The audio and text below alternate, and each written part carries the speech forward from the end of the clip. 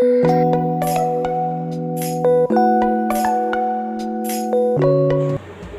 Friends, welcome back to my channel Awadhi kitchen.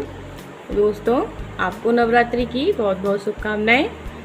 तो आज हम आपके लिए नवरात्रि स्पेशल ही एक ऐसी मिठाई लेकर आए हैं जो आप नवरात्रि में व्रत में खा सकते हैं। तो वो मिठाई है मखाने की। आप देख सकते हैं मैंने यहाँ पर ये मखाने लिए हैं और मखाने के साथ ही मैंने यहाँ पर ये थोड़ा सा मावा लिया है, खोवा मैंने पहले से ही घर में तैयार करके रखा था। ये ज़्यादा नहीं है, केवल 200 ग्राम लगभग खोया बनाया हुआ है। तो आप इसकी जगह पे दूध का भी इस्तेमाल कर सकते हैं। दोस्तों, मैंने सोचा कि नवरात्रि में कुछ ना कुछ मीठा तो खाते ही हैं घर में बना के, तो आज कुछ नया बनाते हैं। तो मैंने मखाने की बर्फ़ी के बारे में सोचा। तो आज हम मखाने की बर्फ़ी बनाने वाले हैं। तो मखाने की बर्फ़ी के लिए हम सबसे पहले चाशनी बनाएंगे। चाशनी के लिए मैं पहले बर्तन रख देती हूँ। दोस्तों, हम पहले चाशनी तैयार कर लेते हैं। चाशनी के लिए मैं यहाँ पर ये 1 बाउल चीनी ले रही हूँ और यही 1 बाउल में पानी भी ले लेती हूँ। ये मैंने यहाँ पर ये 1 बाउल ही गिलास में पानी कर लिया है, वो मैं इसमें ऐड कर देती हूँ।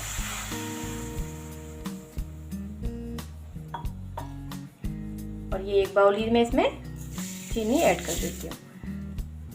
जब तक ये चाशनी बनेगी और साथ ही में मैं भी एक इलायची भी खोल के डाल देती हूँ, जिससे कि इससे अच्छी खुशबू आ जाएगी। तो जब तक ये चाशनी बनेगी तब तक हम अपनी दूसरी प्रिपरेशन करते हैं।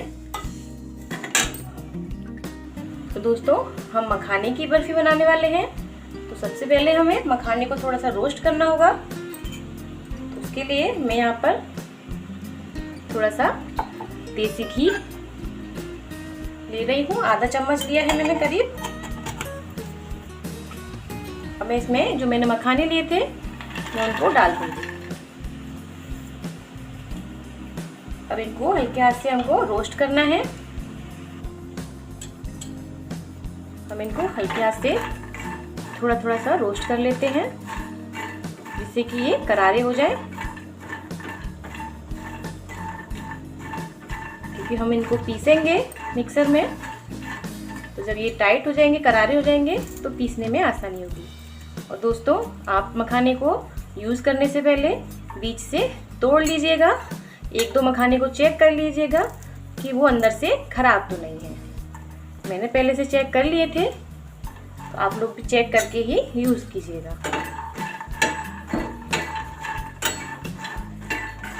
तो मैं ये मखाने हल्की आंच पे रोस्ट कर लेती हूँ। तो दोस्तों, ये हो गए हैं, मैंने गैस को बंद कर दिया है। ये अच्छे से करारे हो चुके हैं, ये देखिए अच्छे से फूट रहे हैं। अब मैं इनको मिक्सर जार में डाल के पीस लेती हूँ। ये देखिए दोस्तों, मैंने मखाने को अच्छे से ग्राइंडर में पीस लिया था। इसके बाद चाशनी भी हमारी पक चुकी है।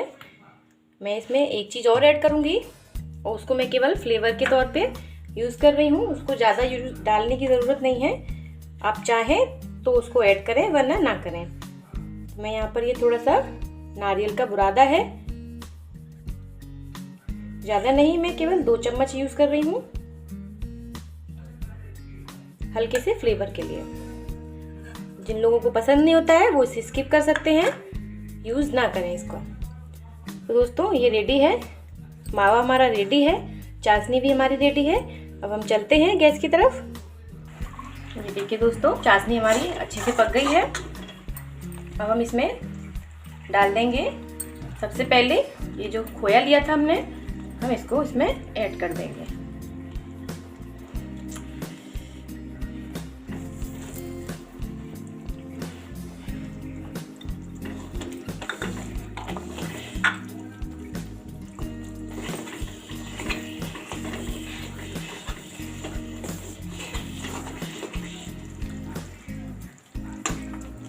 इलायची का छिलका है, हम इसको निकाल लेते हैं।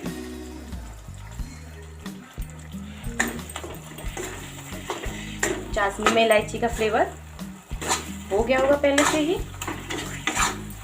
और इसके बाद हम इसमें जो हमने मखाना दिया था उसको इसमें ऐड कर देंगे। अच्छे से मिलाएंगे इसको और हमें इसे तब तक पकाना है जब तक ये लगे कि हाँ अब ये जम जाएगी। तो मिक्स कर लेते हैं अच्छे से। दोस्तों ये देखिए ये पक गई है। अब हम इसको प्लेटिंग कर लेते हैं इसकी। मैं आपको बता दूं इसका कलर मावा की वजह से डार्क आया है।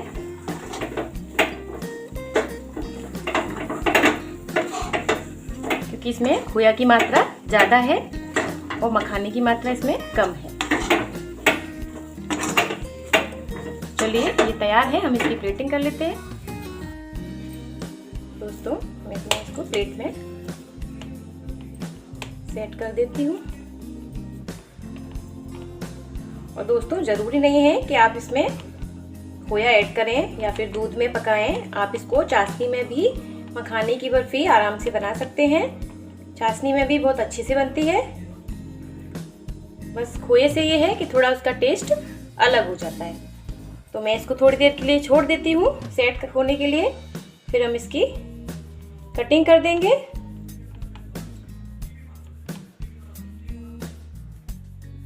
ये देखिए दोस्तों हमारी बर्फी मखाने और मावा की बिल्कुल रेडी है।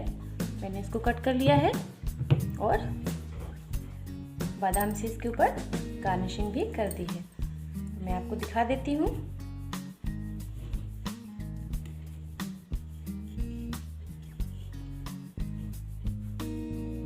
ये देखिए दोस्तों बहुत ही अच्छी और सॉफ्ट बनी है। ये देखिए। तो मैं आपको बता दूं कि इसमें खोए की मावा की ज़्यादा क्वांटिटी थी, इसीलिए ये कलर में भी उसी के जैसी हुई है। लेकिन इसमें मखाने का टेस्ट आपको ज़रूर आएगा। आप इसको व्रत में डेली में खा सकते हैं। इसको बना के रख सकते हैं, स्टोर करके रख सकते हैं। ये 1 हफ्ते तक भी ख़राब नहीं होगी। तो दोस्तों आपको मेरी ये रेसिपी कैसी लगी आप मुझे कमेंट करके ज़रूर बताइएगा। और मेरी इस रेसिपी को ज़्यादा से ज़्यादा शेयर कीजिएगा और मेरे चैनल को सब्सक्राइब कीजिएगा और बेल आइकन को प्रेस ज़रूर कीजिएगा, जिससे मैं नवरात्रि स्पेशल और भी डिशेस बनाने वाली हूँ जिसका नोटिफिकेशन आपको समय समय पर मिल जाए। तो दोस्तों आपका दिन शुभ हो। Happy Navratri, good day and good bye.